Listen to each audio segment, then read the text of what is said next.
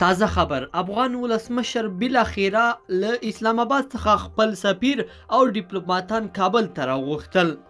په عامه او ستراتیژیکو چارو کې د ولسمشر غني سلاکار وحید عمر وایي ولسمشر د بهرنیو چارو وزارت ته هدایت کړی دی څو په اسلام آباد کې افغان سفیر او ډیپلوماتان کابل ته وروغواړي.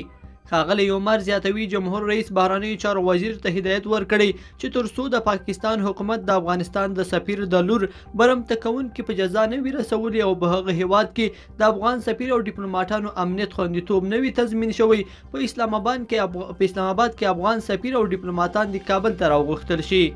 کابل دغه پریکړه وروسته له هغه وکړه چې په اسلام آباد کې د افغان سفیر نجیب الله علي خیر د لور تښتونې ګڼ غبرګونونه راوپارول.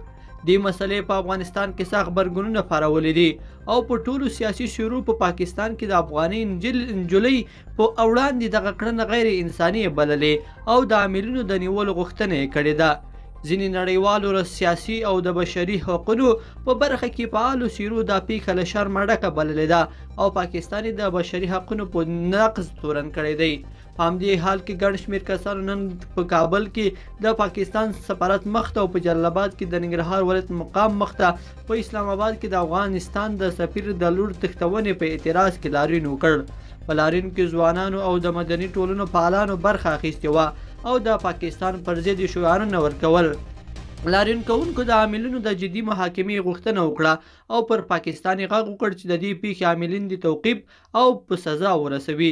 په اسلام آباد کې د افغانستان د سفیر نجیب الله علي خیل لور سلسله علي خیل د جمعې په ورځ د پاکستان په پلازمینه اسلام آباد کې د څو ساعتونو لپاره وتښتول شوه او تر سختې شکنجې وروسته بیرته خوشې شوه.